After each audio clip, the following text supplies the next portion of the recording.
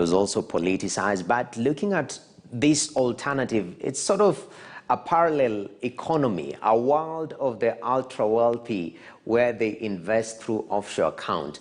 I mean, how legal is it and how prevalent is it?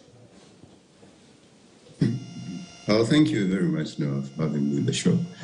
I'm going to try and resist the temptation to start this conversation with the Pandora Papers, which is quite juicy, and perhaps start it from where the KRA Commissioner General left it, which is tax avoidance.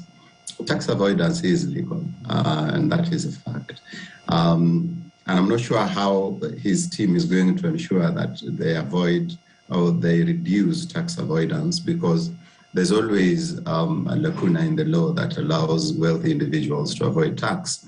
What differs, or what they can perhaps make effort towards, is reduction of the same tax avoidance. And this they will not do by surely research or having a whole department of guys looking at it. I appreciate his initiative and innovation, but there is always going to be tax avoidance. The challenge for me is not necessarily whether or not we should focus on the legal lacuna that is there in the law.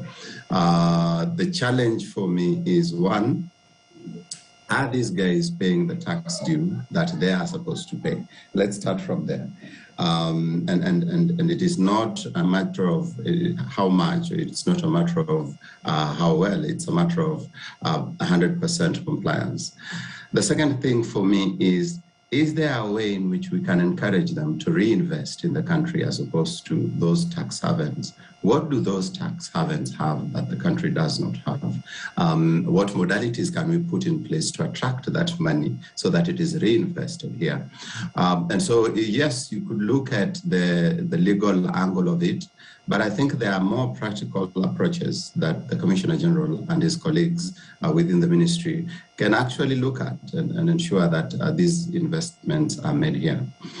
As regards the Pandora Papers and some of the ultra-wealthy guys investing offshore, I mean, part of the reason why they go offshore is to avoid scrutiny, to avoid the keen eye of the media like yourselves, to avoid legal follow-up and due diligence, so that if those accounts are in some, funny country in Europe or in Asia, it's going to be difficult to track it.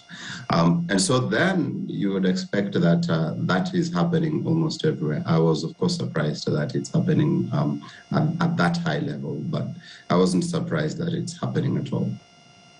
I want to rope in Ken Gishinga. I mean, you've looked, it's been highlighted well by Mr. Ramogi about the economic ramifications and, creating an environment where it will foster and give people an opportunity and an option to try, to not avoid taxation. Now, looking at some of the measures that KRA can take to encourage people just to be very open and to keep their investments locally, which can be of benefit to the local economy, what will be some of these measures, Ken?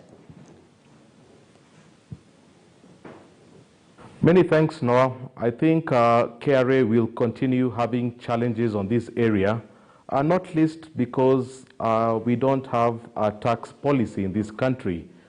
Kenya has never had a tax policy, and I think it's a great indictment on Treasury and the KRA.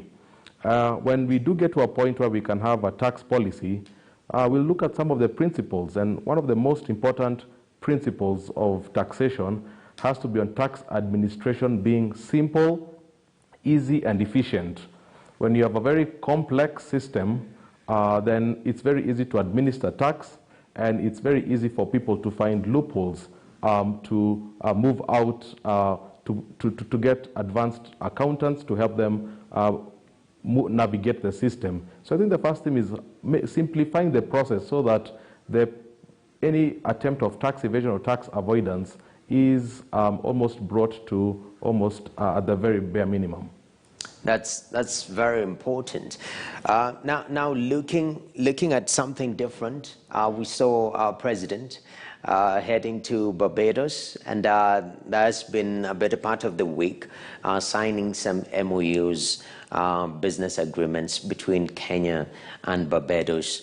From your observation, Mr. Ramogi, I mean, Barbados, quite an interesting country. From your observation, how will this benefit both ends of the spectrum? Trade anywhere is a trade that is necessary. Look, I have no idea what is their main economic activity. I know that Barbados is very strong in tourism. I also know that they're Latin American. Beyond that, I think we are yet to see what will come out of this. The excitement for me is that the President and the Ministry of Trade and Foreign Affairs are opening up non-traditional markets or non-traditional trading partners, which means then that we are expanding our capacity for trade or for international trade, which means more markets overseas. And so that, the President had dealings with Barbados, that's attractive.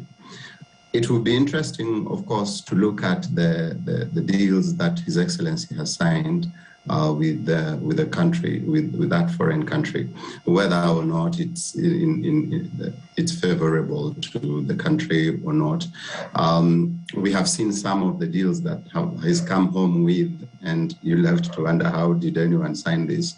So obviously, with this administration, you really don't want to celebrate until you see what's on pen and paper, what's on the black and white.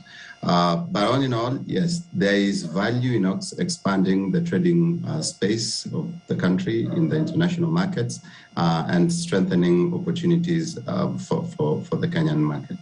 That's quite interesting. And also, on the same breath, Ken, we saw President Uhuru Kenyatta addressing the issue of vaccine inequality, and this is in the context of recovery.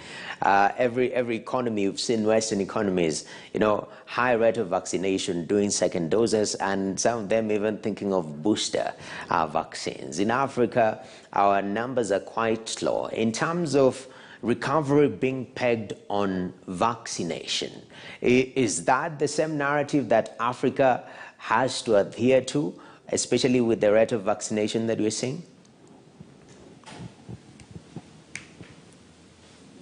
Indeed, that has been the narrative, and President Kenyatta will be the second African leader to speak about that. I remember about a few months ago, down in South Africa, we saw the same sentiments coming out from the South African president. So it is a worrying matter because, as you say, some countries are approaching the third or the boosters, but our percentages here in Africa is quite low. I think there still needs to be a bit more communication around vaccines. Right now, obviously, we have both the malaria vaccine coming and also the COVID vaccine playing out. So the issue of vaccine is playing out in the public domain. But I think when it comes to the COVID vaccine, I think there still needs to be a lot more communication and conversations because there are still many pockets in this country where there's quite a bit of hesitancy. Definitely. And Mr. Ramogi, you are quite, happy about the malaria vaccine in our earlier charts as we were preparing for the show. You're very optimistic this will be a game changer in terms of healthcare in Africa? Optimistic. As of 2019, I think we were seeing over 500,000 deaths of malaria across the continent. Beyond that, of course, the costs of managing the disease are high because families have to go to the hospital, especially with the young ones, every now and then. We've had to buy mosquito nets, some of them treated. The treatment is a bit harsh on people with allergies. In some cases, it's been, the chemicals used for treating the nets have been very unfriendly to mothers. Expectant mothers have lost children. In principle, the overall social costs of managing malaria is too high. The but also the quantitative costs of the same are very high, because governments have to invest in drugs, governments have to invest in these nets, whether it's governments or agencies, international agencies. It's a very expensive disease to manage. So yes, the discovery of the vaccine, and a very potential one like as we have, is a step in the right direction, so that then we can reduce all these costs to one cost, which is the vaccine, and ensure that we reduce those 500,000 deaths to a manageable level. One, two, it also ensure that that money that is going towards a vaccine towards treatment of malaria can be used elsewhere to boost up our health facilities and the general health provision in the continent. So yes, I'm very excited about it. Obviously, there was a conversation as to whether we should prioritize malaria vaccine over COVID vaccine. I think for me, from where I say, let's have both. Let's roll out both. Let's have focus on both, because you can't replace one with the other. Very important, sir. Our time is really running out. We have less than 3 minutes. Ken, we saw during the week the issue about cost of electricity being very high, and government has swooped in onto matters. KPLC saying, power costs will go down by 33% by December. I mean, what do you make of this particular situation, briefly? It's a complex situation, and it's an unnecessarily complex situation. I think what we've lacked in this country is a clear energy strategy, because Kenya has been blessed with a number of renewable energy sources. The fact that we still are depending on these legacy institutions is quite unfortunate, and it's quite expensive. If you look at geothermal, for example, the cost of a geothermal energy is about 6 US cents, making it extremely competitive. When you compare to the thermal that which we rely on, it's about 20 US cents.